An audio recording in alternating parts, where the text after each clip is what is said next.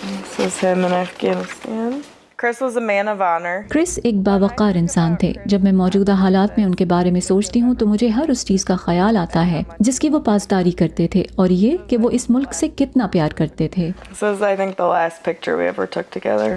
ہم نے کبھی نہیں سوچا تھا کہ ان کے ساتھ کچھ ہو سکتا ہے، اور جب میں یہ بار بار سنتی ہوں کہ افغانستان میں 2400 امریکی فوجیوں نے جانیں دیں تو حیرت سے سوچتی ہوں کہ میرے شوہر بھی افغانستان میں جان دینے والے ان افراد میں سے ایک تھے.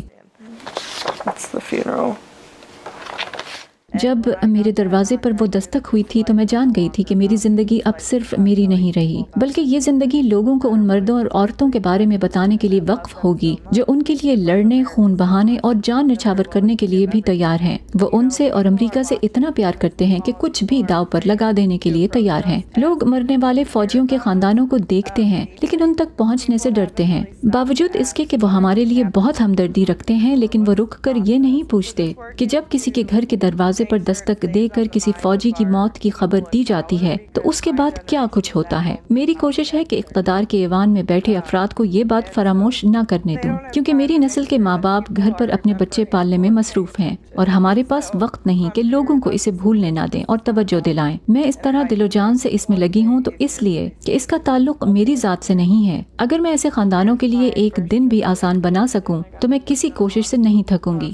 Here's my first trip to Afghanistan. I got to meet General Austin, no, Secretary Austin.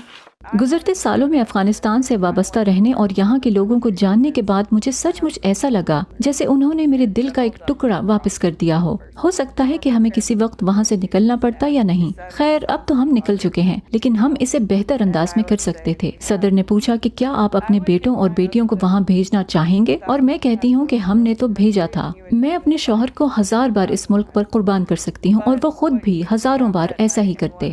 لیکن جو سوچ مجھے رات بھر سونے نہیں دیتی، پریشان کرتی ہے، وہ یہ کہ لوگ جانتے ہی نہیں کہ انہوں نے اپنی جان کیوں دی، انہوں نے اپنی جان افغانستان میں کیوں دی. اگر ہم اس کا جواب نہیں جانتے تو ہمیں بحیثیت ایک ملک یہ سوال پوچھنا چاہیے. اگر میرے شوہر ابھی اسی وقت یہاں ہمارے پاس آ کر بیٹھ جائیں تو ہم انہیں کیا بتائیں گے؟ اب جب کہ جنگ کا خاتمہ ہو گیا ہے، ہر کوئی ہم جیسے خاندانوں سے پوچھ رہا ہے کہ کیا یہ سب کرنے کے قابل تھا؟ آپ کو کیسا لگ رہا ہے؟ اور میں سوچتی ہوں کہ آپ کی ہمت کیسے ہوئی ہم سے یہ پوچھنے کی کہ کیا یہ سب کرنے کے قابل تھا، جبکہ اس کا جواب امریکی عوام کو دینا چاہیے. میرے شوہر میرے نہیں تھے. جب میں نے انہیں جنگ کے لیے رخصت کیا تھا تو ایسا امریکہ کی طرف سے کیا تھا. وہ ہم سب کے تھے. اس لیے صرف اکیلے مجھے ہی نہیں بلکہ میرے ملک کو بھی اس سوال کے بارے میں سوچنا چاہیے. میں امریکی عوام سے کہتی ہوں کہ وہ یہ سوال کریں کہ کیا اس سب سے کوئی فائدہ ہوا؟ Is it worth it?